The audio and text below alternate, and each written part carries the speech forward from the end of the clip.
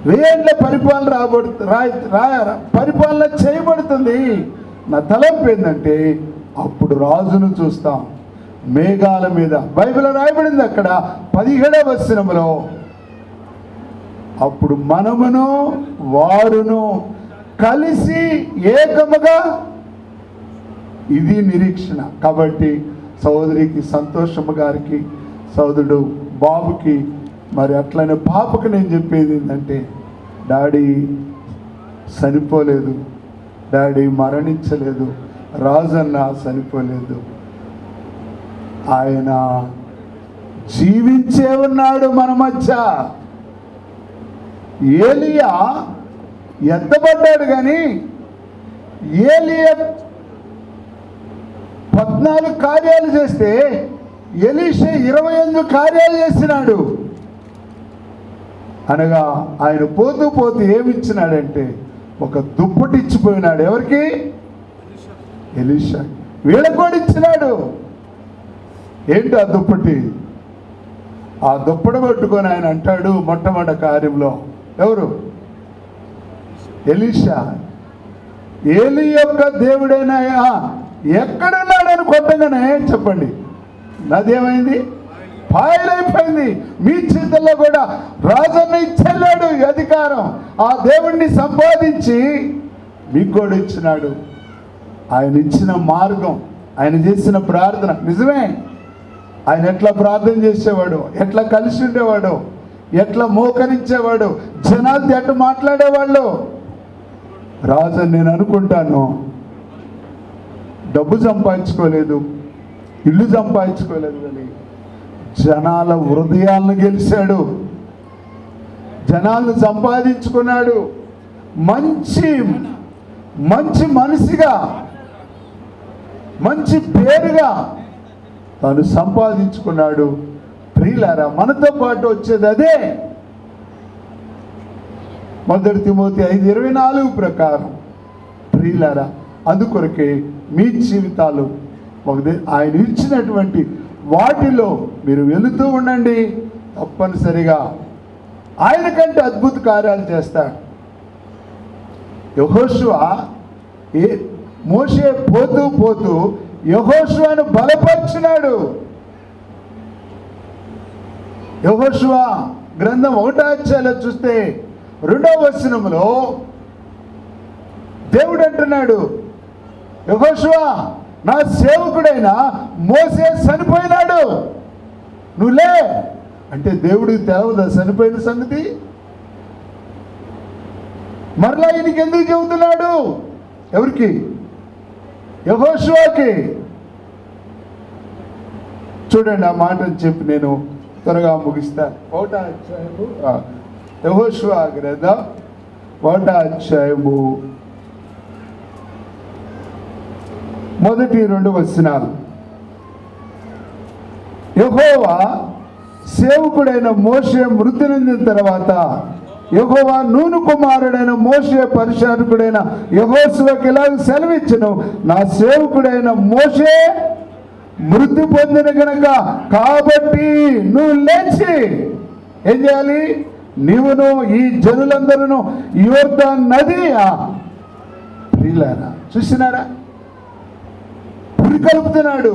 యెహోషువ ఎట్టున్నాడంటే, ఆయన పెద్ద ఆయన చనిపోయినాడు, నాయకుడే చనిపోయినాడు, గొప్పవాడు చనిపోయినాడు అన్నట్టు మౌనంగా ఉంటే దేవుడు పురికలుపుతున్నాడు. నువ్వు లేచి నిరాశల నుండి, కృంగుదల నుండి, ఎందుకంటే పిల్లలున్నారు.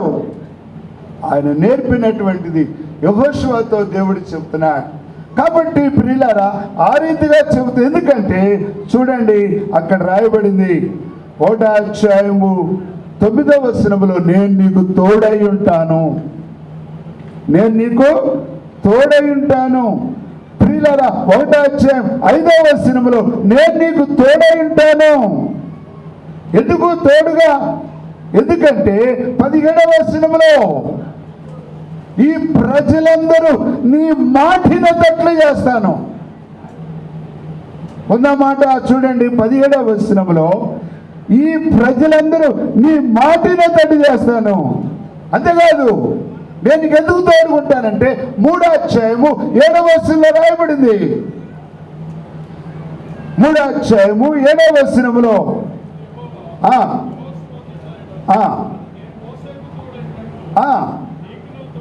నీకును తోడైందునని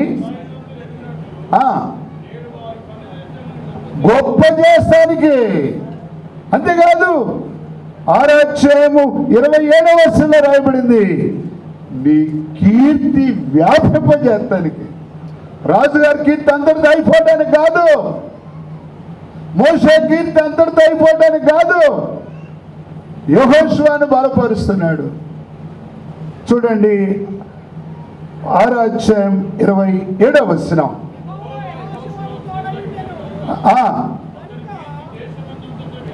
ప్రియులారా, అందుకొరకే ఈ బిడ్డలకి అనగా ఈ కుటుంబానికి దేవుని దాసుడుగా నేను చెప్పింది ఏంటంటే, మనం పుట్టినప్పుడే మన దినాలు నియమించబడతాయి. తల్లి గర్భంలోనే నియమింపబడిన దినము ఒకటైన కాక మునిపే మన యొక్క దినాలన్నీ లెక్కించబడ్డాయి. పలానా రోజు చనిపోవాలి, మనం కాదు. కనుకనే దేవుడు తీసుకున్నాడు ఆయన దినాలు పూర్తి చేసుకొని, ఆయన సేవా దినాలు పూర్తి అని ఎడుగుబడిన కుటుంబానికి యెహోషువకు తోడుగొన్నట్టు, ఎలీషాకు తోడుగొన్నట్లు మీ కుటుంబాల్ని దేవుడు బలపరుస్తాడు.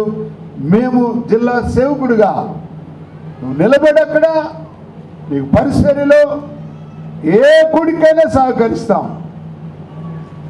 ఏ కుడికైనా అక్కడ నిన్ను బలపరుస్తానికి అన్ని విధాలా మేము తోడ్పడతామని ప్రభు పేరిట మనవి చేస్తూ దేవుడు ఈ కుటుంబాన్ని ఈ మాటల ద్వారా ఆదరించునుగాక. ఆమేన్. ఉన్నోళ్ళు ఇటువైపు ఉన్నోళ్ళు ఒక్కొక్కరు గంట మాట్లాడేది పాస్టర్లు ఉన్నారు, నేను అర్థం చేసుకుంటా. కానీ ఇది సమయం కాదు.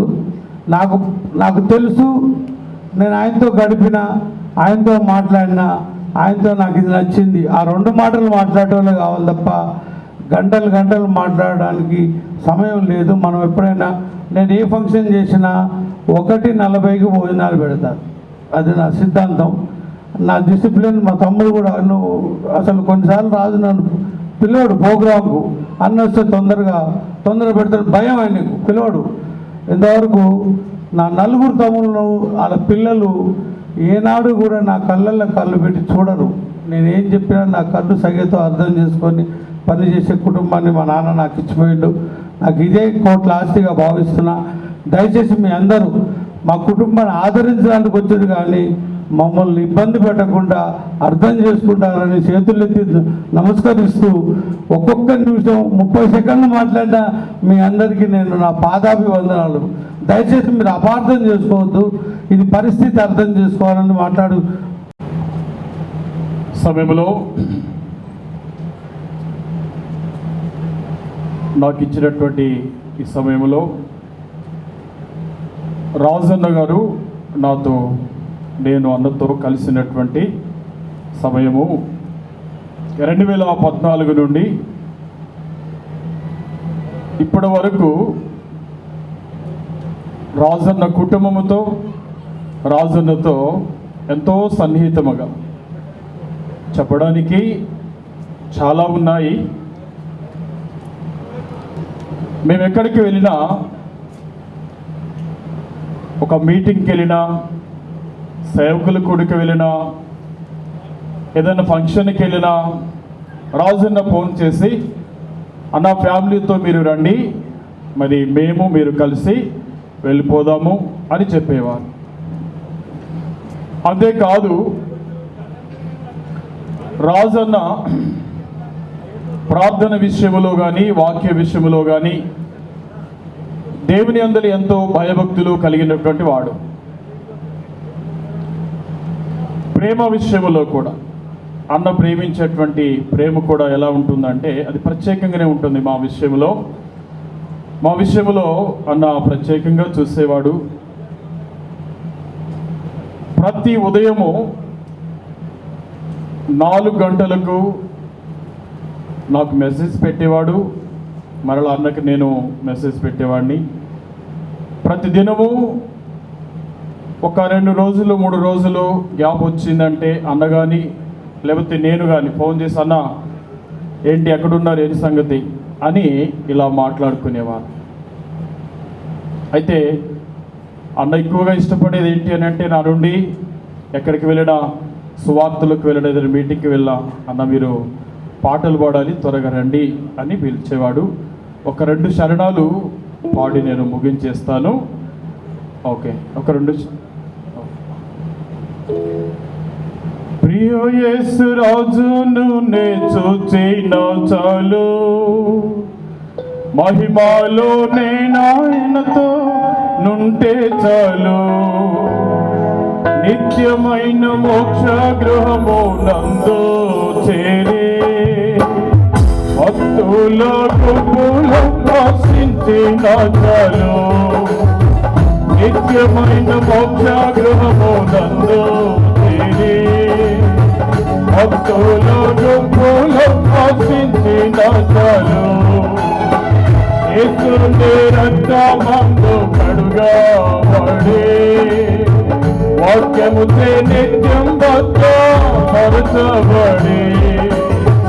యేసుని రక్తమందు కడుగబడి వాక్యముచే నిత్యం భద్రపరచబడి, నిష్కలంక పరిశుద్ధులతో